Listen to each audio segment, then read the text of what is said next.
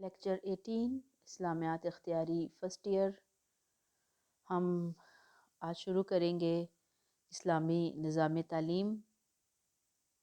پہلے ہم تاریخ اسلام سیرت نبی صلی اللہ علیہ وسلم پڑھ کر آئے ہیں۔ آج ہم پیچھے چھوڑ چکے تھے کچھ چیپٹرز، ان کو دوبارہ سے دیکھ رہے ہیں۔ پیج میرے پاس 124 ہے۔ رب اشرح لی صدری ویسر لی امری واحلل عقدۃ من لسانی یفقہوا قولی ربی زدنی علما۔ حدیث ہے انما بعثت معلما، مجھے معلم بنا کے بھیجا گیا ہے۔ علم کیا چیز ہے؟ علم کے لغوی معنی جاننا، پہچاننا، واقف ہونا۔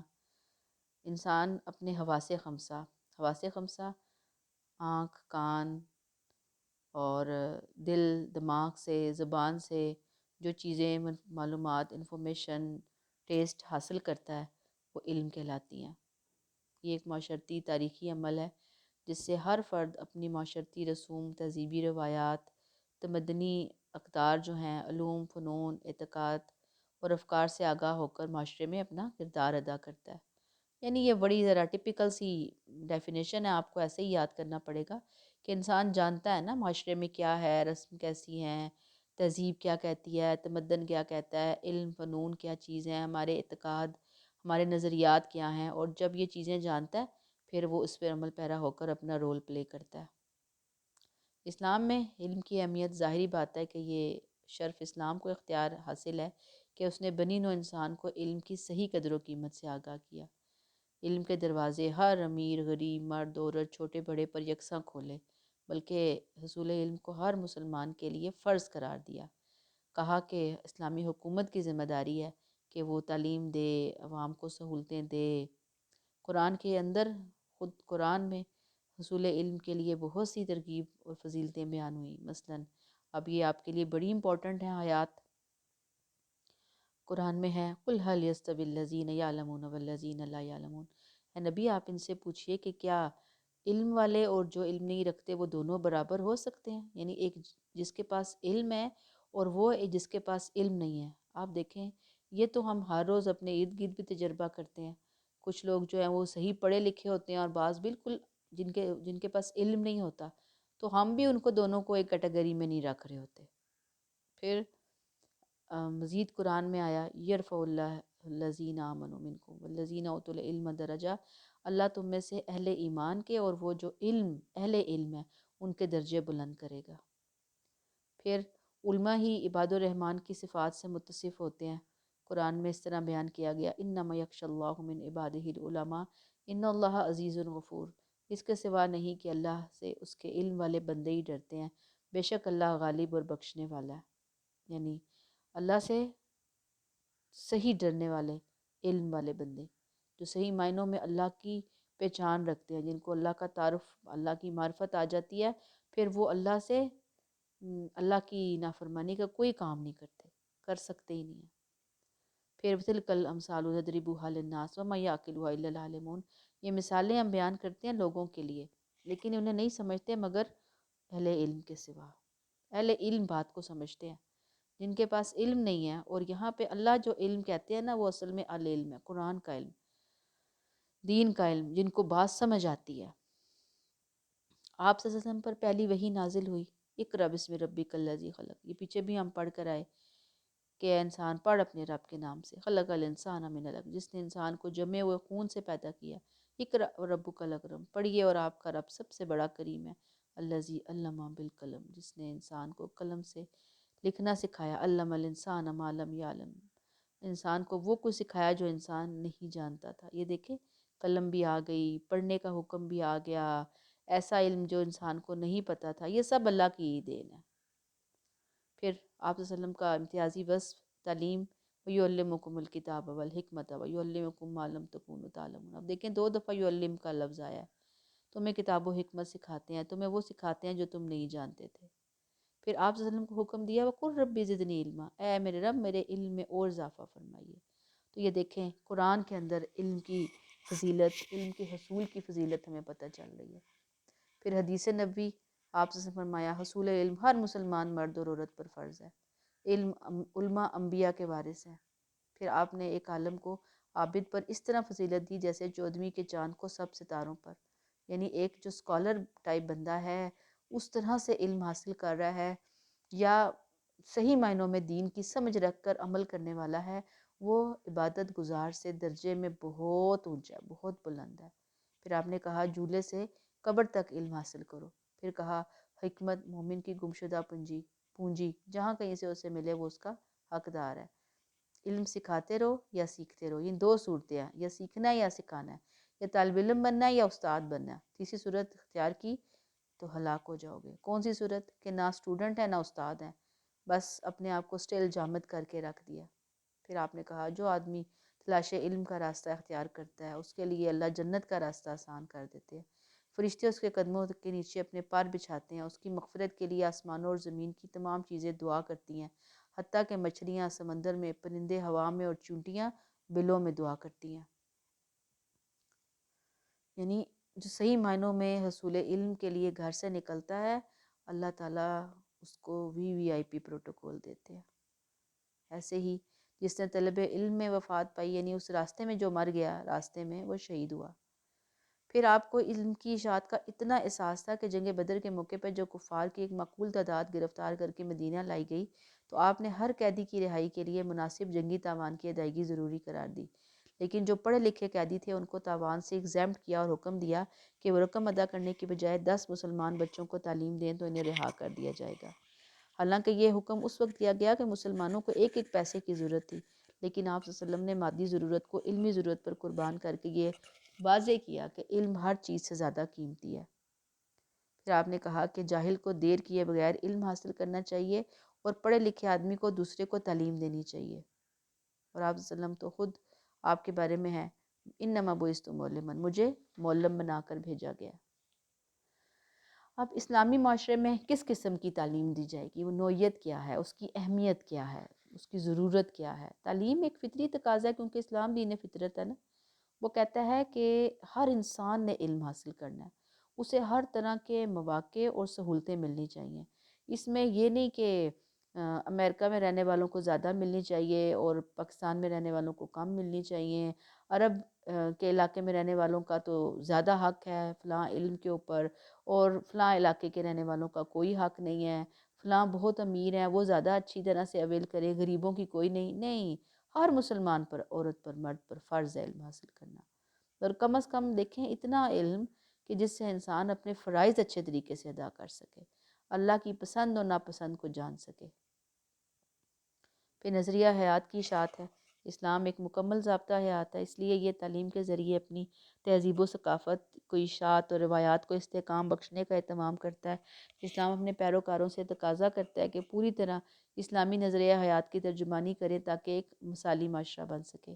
قرآن ہے کنتم خیر امۃ اخرجت للناس، تم ایک بہترین امت ہو جو لوگوں کے لیے نکالی گئی ہو۔ لوگوں کے لیے ظاہری بات ہے کہ لوگوں کو بتاتے ہیں مسلمان جو ہیں کہ اللہ کیوں ایک ہم ان کو مانیں، کیوں ہم ان کی عبادت کریں، کیوں انہی کو مانا جائے، کیوں شرک نہ کیا جائے۔ تو یہ ہمیں خود کو بھی بتانا ہے، مسلمانوں کو بھی بتانا ہے، دوسروں کو بھی بتانا ہے۔ حدیث ہے کہ اشاعت دین کرو خواہ ایک آیت ہی صحیح بلغوا انی ولو آیا، ایک آیت، کوئی ایک بات بھی تمہیں پتہ ہے وہ بھی آگے پہنچا دو۔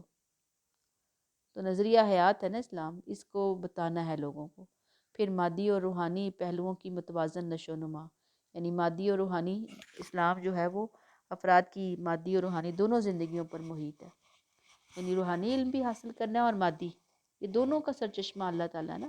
اب ہمارے ہاں اللہ معاف کرے بڑی عجیب سی کیفیت آ گئی ہے، ہم سمجھتے ہیں پہلے تو ہم نے یہ ڈفرینشیٹ کیا یا ڈسکرمنیشن کی کہ جی دین کا علم تو اللہ کی طرف سے آیا ہے اور دنیا کا علم تو یہ ہنود یہود کی طرف سے آیا ہے، وہ حقیر علم ہے اور اصل علم دین کا علم ہے۔ ایسی کوئی بات نہیں ہے، جس اللہ نے دین کا علم دیا اسی اللہ نے دنیا کا علم بھی سکھایا، ٹھیک، اور اسی اللہ نے ہمیں بتایا ہے کہ دنیا کا علم بھی حاصل کرنا ہے اور دین کا علم بھی حاصل کرنا ہے۔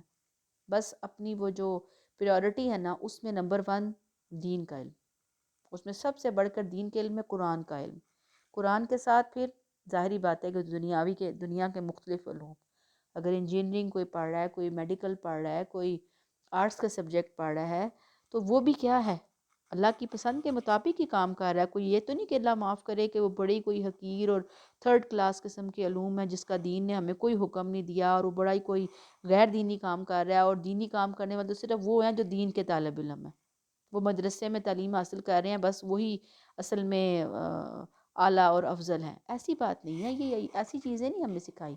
اسلام کہتا ہے دونوں دنیاؤں کو اکٹھے لے کر چلنا ہے. اسی لیے دین کی بنیاد، نظام تعلیم کی بنیاد ایسی ہے کہ جس میں مفید العلوم سکھائے جاتے ہیں، روحانی قدروں کی ترقی، تعمیر سیرت پر توجہ دی جاتی ہے، لوگوں کو روزی کمانے کے قابل بنایا جاتا ہے، اچھا انسان بنانے کی کوشش کی جاتی ہے جو ہر قسم کے ظاہری اور باطنی کمالات سے راستہ ہوں، جو صرف اپنی فلاح، دنیاوی نجات اور اخری نجات جو ہے نا اس کو بھی اس کے لیے وہ کوشش کریں، اور ساتھ ساتھ وہ پوری انسانیت کو نور ہدایت دینے کی کوشش کریں. اسی طرح جب انسان یہ کوشش کرتے ہیں تو وہ صحیح معنوں میں اللہ تعالیٰ کے اس حکم پر چلتے ہیں کہ جہاں پر آیا کہ تم ایک بہترین امت ہو جو لوگوں کے لیے بھیجی گئی ہے. یعنی خود بھی سیکھنا ہے، دوسروں کو سکھانا ہے، دین دنیا دونوں علوم کو بہترین طریقے کے ساتھ لے کے چلنا ہے. اور جتنا دین کی سمجھ عقل ہوگی، سینس ہوگی، اتنا ہی انسان یعنی کہ دنیا کے علوم کی سمجھ ہوگی، اتنا ہی انسان دین کے معاملات میں بھی آگے چلے گا. پھر اسلام اور سائنسی علم ہے. یاد رکھیے کہ اسلام سائنس کے بالکل خلاف نہیں ہے. غلط فہمیاں ہیں ہمارے ہاں کہ جی شاید اسلام تو اور ہے اور سائنس اور چیز ہے، بالکل اپوزٹ ہیں، دونوں میں کوئی کمیونیکیشن نہیں ہے. حالانکہ ہم دیکھتے ہیں کہ اسلام اپنے پیروکاروں کو، اپنے فالورز کو کہتا ہے تدبر کرے. تدبر، تفکر، غور و فکر، سوچ بچار، قوت مشاہدہ یعنی چیزوں کو آبزرو کرنا. پھر تسخیر کائنات یعنی کائنات کو مسخر کرنا. قرآن میں بار بار آتا ہے آسمان اور زمین میں جو کچھ ہے اسے انسانوں کے لیے مسخر کر دیا گیا ہے. لوگوں کو چاہیے کہ ان پر غور کریں، تحقیق و تفتیش کر کے اور نئی نئی ایجادات سے بنی نوع انسان کی بھلائی کا سامان کریں. تحقیق کریں، دیکھیں کیا کیا نئی چیزیں بنائی جا سکتی ہیں، پوری انسانیت کو کس چیز سے فائدہ ہو سکتا ہے. علم کا مقصد تحقیق ہے. یاد رکھیے کہ اسلام سطحی علم کا قائل نہیں ہے کہ اوپر اوپر سے موٹی موٹی بس باتیں سیکھی، یہ جا تو وہ جا. قرآن نے اہل ایمان کو بار بار تدبر، تفکر، تحقیق، تفتیش کی دعوت دی. یعنی قرآن میں آپ پڑھیں تو آپ کو بار بار کہا گیا سوچو، غور کرو، تحقیق کرو. یہ سب کیا ہے؟ سائنس کی فنڈامنٹلز ہے نا.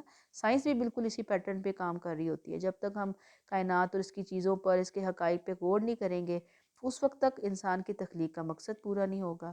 آج عالم اسلام کے اندر سائنس اور ٹیکنالوجی کی پسماندگی کا بہت برا حال ہے. خاص طور پر ہم سائنس کے میدان میں بالکل پیچھے رہ گئے ہیں، اور اس کی وجہ یہی ہماری غلط قسم کی مس انڈرسٹینڈنگز ہیں کہ بھئی یہ تو کوئی دنیا کا تھرڈ کلاس قسم کا علم ہے، سائنس کا علم، یہ تو ہمیں حاصل نہیں کرنا، ہمیں تو خود کرنا ہے. اور اب آپ دیکھ لیں نا کہ اب جیسے کرونا آیا ہوا ہے تو پوری دنیا میں جہاں محنتیں ہو رہی ہیں وہ اسلامک ورلڈ میں کہیں کوئی محنت آپ کو خاص نظر نہیں آئے گی کہ جی کرونا کے علاج کے لیے کوئی کچھ کر رہا ہے، کوئی کنٹریبیوشن کر رہا ہے. جہاں جتنی آپ کو کوششیں نظر آ رہی ہیں وہ ویسٹ میں نظر آ رہی ہیں. ویکسینز وغیرہ ڈھونڈی جا رہی ہیں، علاج کے طریقہ کار ڈھونڈے جا رہے ہیں. آج بھی آپ دیکھ لیں کہ جتنی بڑی بڑی بیماریاں ہیں وہ سارے علاج ہمیں یہاں سے نہیں ملے، ہمیں باہر والوں نے دیے ہیں نکال کے.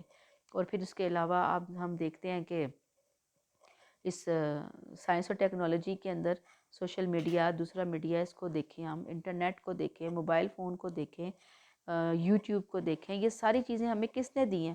ہم نے تو کوئی کنٹریبیوشن نہیں کیا. ہم تو اسی سوچ کو لے کر بیٹھے ہوئے ہیں کہ جی شاید یہ سارے علوم بہت ہی بری قسم کے علوم ہیں، بس ہمیں تو اللہ اللہ کرنا ہے.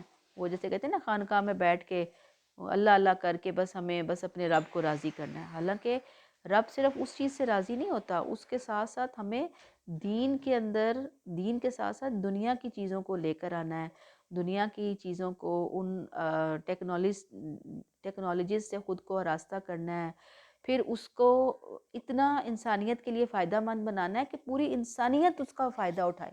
کیونکہ علم جو ہے نا وہ کسی ایک قوم کا ورثہ نہیں ہے، وہ پوری انسانیت کا ورثہ ہے. وہ سب کو فائدہ ہونا چاہیے. جیسے اب ان کے علوم سے، ان کی بنائی ہوئی ٹیکنالوجیز سے، ان کی بنائی ہوئی میڈیسن سے، ویکسین سے پوری دنیا فائدہ اٹھا رہی ہے نا، ایسے ہی ہمیں بھی لوگوں کے لیے فائدہ مند بننا ہے. پھر نفع رسانی، علم مفید چیز ہے جس سے دوسرے انسانوں کو فائدہ پہنچتا ہے. اگر علم میں یہ نفع رسانی نہیں ہے، نفع پہنچانے والا، تو وہ علم بیکار ہے. صرف خواہشات نفسانی ہیں تو وہ انسانیت کو کیسے فائدہ پہنچائے گی؟ اسلام بتاتا ہے کہ علم کا نفع رساں ہونا بہت ضروری ہے۔ آپ فرماتے تھے، نبی کریم کی دعا ہے، اللہم انی اعوذ بک من علم لا ینفع، اے اللہ میں ایسے علم سے آپ کی پناہ مانگتا ہوں جو نفع بخش نہیں ہے۔ پھر جسمانی تربیت، اسلامی نظام میں ذہنی قوا کی نشو و نما کے ساتھ ساتھ جسمانی تربیت کی بھی ضرورت قرار دی گئی، یعنی کہ فزیکل ایجوکیشن جس کو آپ کہیں گے، ذہنی بھی ہے جسمانی بھی ہے۔ قرآن میں ہے کہ موسیٰ علیہ السلام کے بعد جب بنی اسرائیل پر طالوت نامی ایک بادشاہ کو مقرر کیا گیا تو انہوں نے اس تقرر پر اعتراض کرتے ہوئے کیا کہا؟ اب اردو لے لیں گے۔ انہوں نے کہا کہ ان کے نبی نے، بے شک اللہ نے تمہارے لیے طالوت کو بادشاہ مقرر کیا۔ وہ کہتے ہیں ہم پر اس کی بادشاہت کیسے ہو سکتی ہے؟ ہم اس سے زیادہ بادشاہت کے حقدار ہیں۔ کیوں؟ اس لیے کہ اسے وسعت نہیں دی گئی مال سے۔ اس نے کہا کہ بے شک اللہ نے اسے تم پر چن لیا اور اسے زیادہ وسعت دی علم اور جسم میں، اور اللہ جسے چاہتا ہے اپنا ملک دیتا ہے، اور اللہ وسعت والا جاننے والا ہے۔ گویا اللہ کی نظر میں قابل ترجیح وہ لوگ ہیں جو تعلیم کے ساتھ ساتھ جسمانی قوت اور طاقت کے بھی مالک ہوں۔ اللہ کو وہ بندہ مومن زیادہ پسند ہے کہ جو مضبوط جسم جان کا، توانائی کا حامل ہو۔ اب اس کا مطلب یہ نہیں کہ موٹا تازہ، مراد ایکٹیو، انرجیٹک، ہمت والا، یہ نہیں کہ ہر وقت بیمار پڑے ہوئے ہیں، کبھی ادھر بستر پہ گر رہے ہیں، کبھی ادھر بستر پہ گر رہے ہیں۔ نو، بہت ہمت والے لوگ، صلاحیتوں والے لوگ، صحت والے لوگ، اور ساتھ ساتھ علم والے لوگ۔ پھر تعلیم نسواں، یعنی کہ اس کے اندر پھر یہ ہے کہ اسلام نے عورت کو بھی بہت اہم مقام دیا ہے۔ اتنی عزت افزائی کسی مذہب میں نہیں جتنی اسلام میں ہے۔ اسے مردوں کے برابر حقوق دیے گئے ہیں۔ وہ اپنی قابلیت صلاحیتوں کے مطابق تعلیم حاصل کر سکتی ہے۔ البتہ اس میں دیکھا جائے گا کہ اس کی ذمہ داریاں اور مرد کی ذمہ داریوں میں فرق ہے، تو اس حساب سے اس کا سلیبس ڈیزائن کیا جا سکتا ہے۔ پھر لازمی اور مفت تعلیم ہے۔ جدید زبان میں اسلام لازمی، مفت اور عمومی تعلیم کا حامی ہے۔ عہد نبوت، عہد صحابہ اور بعد کے مسلمانوں کے عہد میں حصول تعلیم کے لیے کوئی فیس نہیں تھی، فری تعلیم دی جاتی تھی۔ یہ مغرب کا پیدا کردہ تاجرانہ ذہن ہے۔ اسلامی تعلیم میں امیر، غریب، کالے، گورے اور مرد کی کوئی تخصیص یعنی کہ کوئی فرق نہیں کیا گیا۔ پھر علم اور عمل ہے۔ اسلام کہتا ہے کہ علم حاصل کریں، ساتھ ساتھ اس کے اوپر عمل بھی کریں۔ اگر ایک انسان علم حاصل کرتا ہے اور عمل نہیں کرتا، اس کی مثال گدھے کی سی ہے جس پر کتابیں لدی ہوں اور وہ ان سے فائدہ نہیں اٹھاتا۔ آپ صلی اللہ علیہ وسلم نے فرمایا، آدمی اس وقت تک عالم نہیں ہو سکتا جب تک اپنے علم کے مطابق عمل نہ کرے۔ پھر آپ نے کہا کہ عمل کے بغیر علم وبال ہے، اور علم کے بغیر عمل گمراہی ہے، یعنی دونوں ایک دوسرے کے لیے لازم و ملزوم ہیں۔ پھر آتا ہے اللہ تعالیٰ نے کبھی کسی جاہل کو درجہ ولایت پر سرفراز نہیں۔ درجہ ولایت یعنی اللہ نے اپنا قرب نہیں عطا کرنا۔ شیخ سعدی کی بھی آگے یہ ہے کہ علم کی طلب میں شمع کی طرح پگھلتے رہنا چاہیے، کیونکہ علم کے بغیر انسان خدا کو بھی پہچاننے سے قاصر ہوتا ہے۔ پھر معرفت الہی آتی ہے۔ جب انسان اللہ کو نہیں صحیح پہچانا اپنے علم کے ساتھ، تو پھر باقی کسی کو اس نے کیا پہچاننا ہے۔ اور پھر خود آگاہی، یعنی کہ اللہ کو پہچاننے کے ساتھ ساتھ انسان جو ہے اپنے آپ کو پہچانتا ہے کہ جس نے خود کو پہچان لیا اس نے اپنے رب کو پہچان لیا۔ خود آگاہی کے لیے بھی انسان کا صاحب علم ہونا ضروری ہے۔ خود آگاہی یعنی اپنے آپ کو جاننا، اپنے نفس کو، اپنے باڈی سسٹم کو، اپنی روح کی ضروریات کو، اپنے جسم کی ضروریات کو، اور ان تمام فنکشنز کو، یہ کام کیسے کرتے ہیں، یہ خود آگاہی سے ریلیٹڈ چیزیں ہیں۔ پھر بلندی درجات ہے۔ اہل علم کو دنیا اور آخرت میں اعلیٰ درجات سے نوازا ہے، اور جو لوگ اہل علم کے دوسرے لوگوں علاوہ دوسرے لوگوں کو نصیب نہیں ہوتے، عالم علم کے ذریعے خود عمل کرتا ہے، دوسروں کو ترغیب دیتا ہے، پھر وہ لوگوں کو روشنی عطا کرتا ہے، اسی لیے اس کا درجہ جو ہے وہ بہت بلند ہے۔ اب چونکہ ہم نے یہ ٹاپک شروع کیا ہے اسلامی نظام تعلیم، تو اب اس ٹاپک کے اندر پھر مختلف چیزیں آئیں گی، مختلف ہیڈنگز آئیں گی، جس میں سب سے نمبر 1 مکتب، اسکول یعنی کالج، یونیورسٹی، مدرسہ، سب اس کے اندر آتے ہیں۔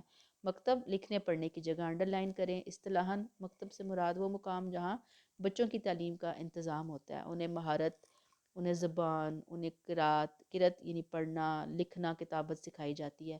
اس سے جدید دور میں مراد ہر وہ ادارہ یعنی انسٹیٹیوشن ہے جہاں علوم و فنون کی تعلیم دی جاتی ہے، خواہ ابتدائی مدرسہ ہو، ہائی اسکول ہو، پرائمری اسکول ہو، کالج ہو یا یونیورسٹی ہو۔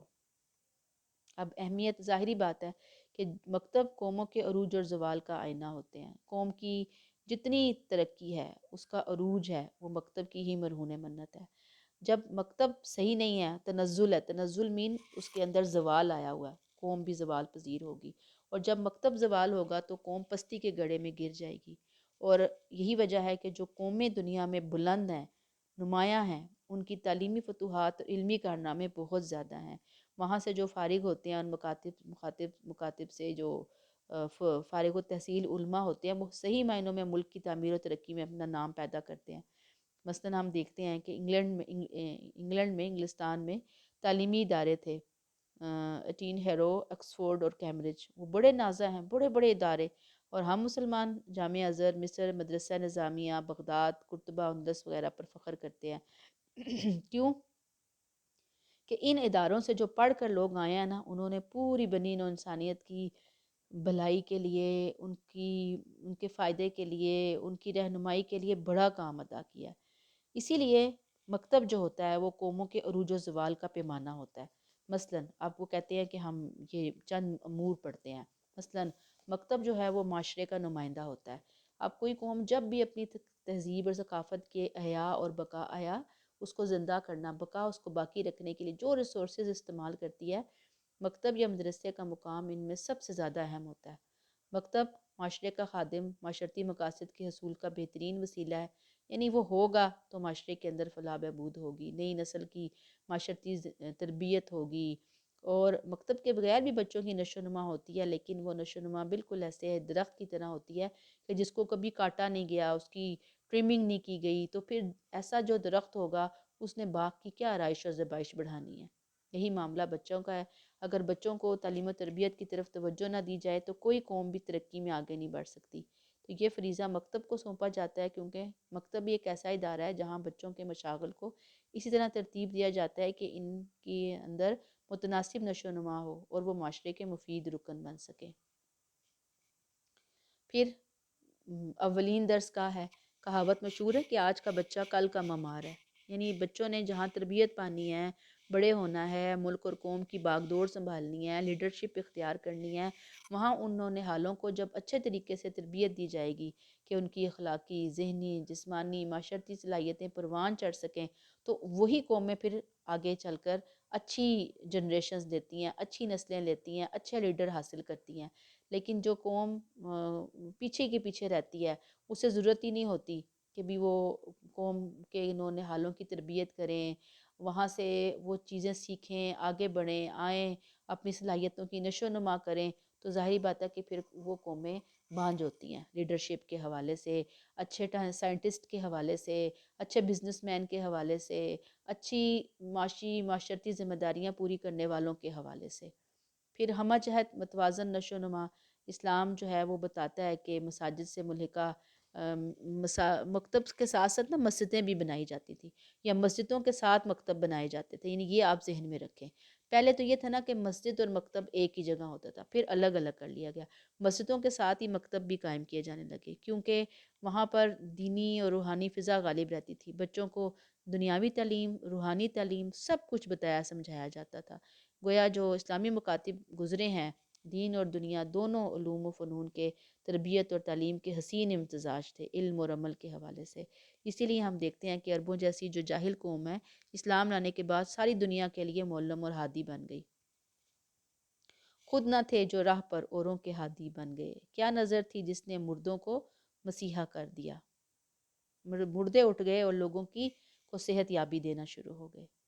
اب مکاتب اسلامی کا ارتقاء، یعنی کہ گریجولی کس طرح مکاتب اسلامی جو ہے نا وہ آگے آگے سٹیپ بائی سٹیپ آگے چلتے گئے۔ عہد نبی کو ہم دیکھتے ہیں کہ صحیح معنوں میں انقلابی دین تھا اسلام۔ جب اسلام آیا ہے، زندگی کے ہر شعبے سے جہالت ختم ہوئی، ہر طرف علم کے چراغ جل اٹھے تھے۔ اسلام نے بہت تاکید کی، میں نے کہا نا پہلی وہی اقرا بسم ربک الذی خلق کے نام سے تھی۔ آپ صلی اللہ علیہ وسلم نے اپنے حجرے کے ساتھ ہی ایک مکتب بنوایا جو درس کا صوفہ کے نام سے مشہور ہوا۔ انڈر لائن کریں گے، صوفہ کیا تھا؟ وہ صحابہ کی تعلیم و تربیت کا سب سے پہلا مرکز تھا۔ اس کی نگرانی آپ خود کرتے تھے۔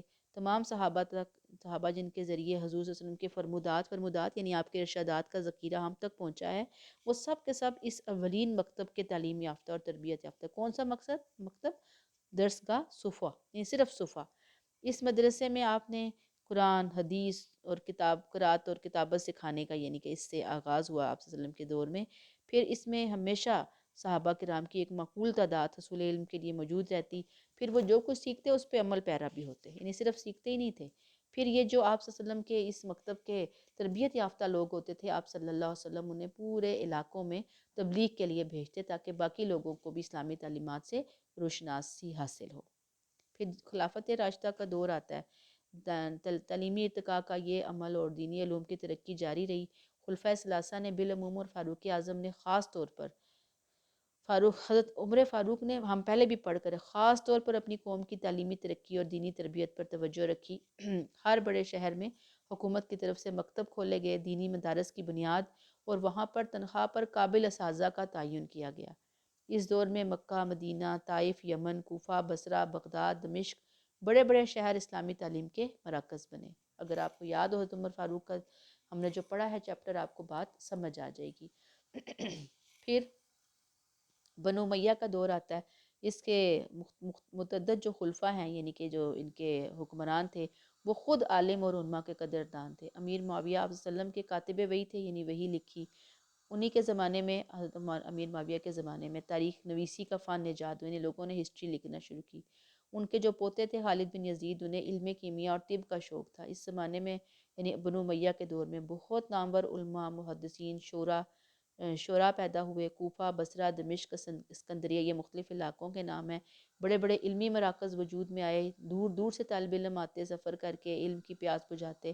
اب اس سے پہلے مسجد کو ہی درسگاہ کے طور پر استعمال کیا جاتا تھا، لیکن اب جب آبادی میں اضافہ ہونے لگا تو مکاتب کے لیے الگ عمارتیں تعمیر ہونے لگی، حتیٰ کہ 150 ہجری تک، انڈر لائن کریں، الگ عمارتوں میں شہر بہ شہر، ہر شہر میں مکاتب کا اجرا، یعنی مکاتب کا قیام ہو چکا تھا۔ مدرسے، سکولز اس زمانے کے قائم ہو چکے تھے۔ پھر بنو عباس ہیں، ان کے بھی خلفاء جو ہیں وہ صاحب علم اور علماء کے مربی، یعنی کہ ان کے قدردان، ان کو دیکھنے والے تھے، اور انہوں نے نہ صرف علم اور فن کی قدر کی بلکہ بہت سنہری دور علمی ترقی کا ہوا ہے۔ ہر جو ان کا خلیفہ گزرا ہے اس نے علم پروری، علم دوستی کا ثبوت دیا، لیکن اس میں جو ٹاپ پریورٹی پہ نام انڈر لائن آپ کریں گے، ہارون الرشید اور مامون الرشید ہے۔ ان کے دور میں تو انت ہو گئی علمی ترقی کی۔ کیا ہوا، انہوں نے یونانی، فارسی، سنسکرت جو کتابیں تھیں ان کو لا کر عربی میں ترجمے کیے گئے۔ بہت سارے جو علوم تھے جو اس سے پہلے مسلمانوں کی دسترس سے دور تھے، ان کو عربی میں کنورٹ کیا گیا۔ برامکہ، یہ بھی انڈر لائن کرے، عباسی خلفاء کے مشہور وزراء تھے۔ یہ مختلف ایک چین ہے جو ان کو برامکہ کا لقب دیا گیا ہے، اور اس لقب کے اندر وہ بہت ہی زیادہ اسکالر ٹائپ قسم کے لوگ تھے اور وزیر تھے۔ علم دوستی ان کی لاسانی تھی، انہوں نے مکاتب اور دیگر تعلیمی درسگاہوں کی نشو و نما اور ترقی میں بہت سرگرمی دکھائی۔ اس طرح اسلامی سلطنت میں مکاتب بکثرت قائم ہو گئے جن کی بدولت تعلیم عام ہو گئی۔ تفسیر، فقہ، منطق، صرف و نحو، سائنسی علوم پر کثیر کتب تحریر کی گئیں۔ عوام الناس کو علم سے روشناس کرایا گیا اور علم کے چشمہ فیض ہر جگہ ظاہر ہوئے، جاری ہو گئی۔ اتنا زیادہ کام ہونا شروع ہو گیا، یعنی دیکھیں نا، صرف نحو، سائنسی علوم، تفسیر، فقہ، کتنی کتابیں پھر ان کے دور میں لکھی گئی ہیں۔